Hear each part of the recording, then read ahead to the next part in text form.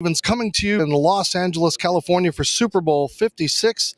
And it is great to see you guys once again as we are here for Ability Media, Q30, the Disability Channel, and anybody else that wants to watch us. But I've got to bring in a buddy of mine from long days past in Minnesota. We've actually played in a game together. He's sitting right next to me, but we wanted to make it look all TV right. And Rich Gannon, thank you for joining me, Rich. Welcome to the Super Bowl. You've played in them before, so this is old hat for you. It's great to be here. It's great to be in LA. It's great to be with you, a former teammate. I think we won that game. We did, if I remember right. And this has been a great start to the week. Obviously, Los Angeles, getting the Rams back a couple of years ago, of course, the stadium.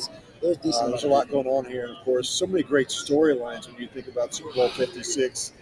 Two quarterbacks that haven't played a lot of big games. You think about Joe Burrow, just his second year in the league. Of course, Matthew Stafford, 12 years in Detroit, played on some really bad teams, never won a playoff game, and now he is just one game away from being a world champion.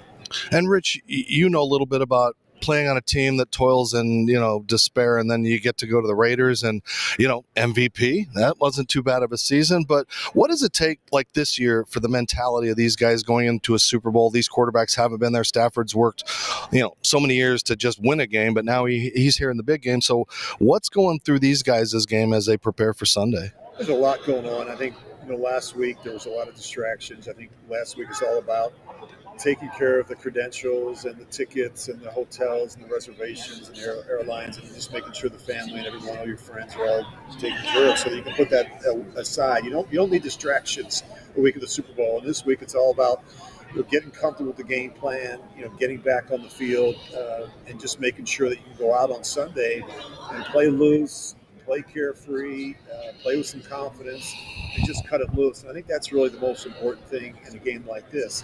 You just want to make it as normal as possible, which is obviously almost impossible to do.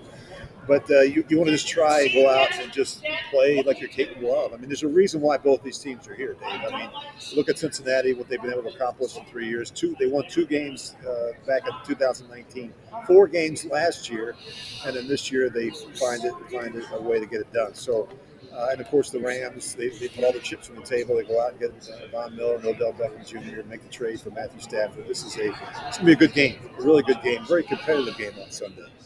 Rich Gannon joining us here, Ability Media, right here at Radio Row for the Super Bowl. And again, follow us on social media platforms, abilitymedia.com, or all of our other platforms. And don't forget to follow Dave Stevens. But let's get back to Rich. And Rich, taking a little bit of time. He's been on the radio all day. What a great career you've had, though, as a broadcaster, as a player, as a dad. What is probably some of your fondest memories of the NFL? Well, I've been blessed. I played 17 years in the NFL, and this is my 18th year covering the NFL with CBS and obviously Sirius XM NFL Radio. So it's been awesome. I just think it's a privilege to be able to do it. I mean, I grew up in Philadelphia. I started playing football when I was in second grade. So to get a chance to be around the game, around the players, around these coaches, I got a lot of relationships with a lot of different people in these different organizations, and it's kind of fun to get to this point where I know Zach Taylor. I remember him and had conversations with Zach when he was at Nebraska as a college quarterback. Brian Callahan. I used to throw the football with Brian Callahan before practice when I was with the Raiders. His dad, Bill, was my head coach. I remember Brian as a high school quarterback. So you're happy for those players. Matthew Stafford, I covered his games when he was a rookie with the Lions, and so it's fun to see Matthew be able to make it this far and maybe get a chance to win a Super Bowl. And of course, so many great storylines. I know Sean McVay really well. Get great respect for his body of work. So pretty cool week. And for you know what it's like to be an underdog. You come out of Delaware, you play on the Vikings for a couple of seasons with, not a lot of playing time, but then it just kind of turned around for you. Was there a moment in your career as far as the Viking, because I have to ask as being a fan, when you said, you know what, I'm as good as anybody in the league? I think you always believe in yourself. Sometimes you just want that opportunity. When I was early in my career in Minnesota, I went through a number of different coaching changes, coordinator changes, system changes. That's tough. It's actually a kind of a dysfunctional environment to grow up in. And I got a chance to go to Kansas City and play with the Chiefs in 1995, and I got around some really good players and some great coaches. Mike McCarthy, head coach of the Cowboys was my quarterback coach. Paul Hackett was my offensive coordinator. His son Nathaniel just got the head job in Denver. And I played with some great players, Marcus Allen and Will Shields and Derek Thomas and Neil Smith. And it all began to come together. And I got the opportunity to play there for 4 years. And started a number of games and finally got an opportunity in '99 to go to the Raiders. Al Davis gave me a chance to come out there. Had a great relationship with John Gruden, our head coach, and was also around a lot of great players. I mean, Tim Brown, Jerry Rice, to name a few. So, I think playing the position and getting the opportunity to compete at this level is awesome. But I think there's a lot that goes into playing that position. I look at both these quarterbacks. We talk about intangibles and qualities you like in the quarterback position. When I look at both these quarterbacks, I think of toughness. I think of competitiveness. I think of leadership. I think of poise. When look at Burrow in the Right. game against the Tennessee Titans, got sacked 9 times and still found a way to come away with a win. So it takes tough guys to play this position at this level and in these big games. As we wrap up, it's going to be a great week. You've been here on both sides of that. What do you look forward to this week? Is it catching up with your old friends and alumni and people that tried to knock your knees out and stuff like that? There is some of that, Dave. You're right. Getting around some of the guys you competed with, guys you played with, guys you worked alongside with. Just this morning, I've run into a lot of former players. We've had a number of former players on the show, and even coaches. I got a chance to talk to Ken Anderson this morning, the great Cincinnati Bengal quarterback and a guy that coached in the league for 20 years with Cincinnati and Jacksonville and Pittsburgh. So that's a guy that I grew up watching and admiring. He was the first ever NFL quarterback to complete 70% of his passes. He did it in 1982.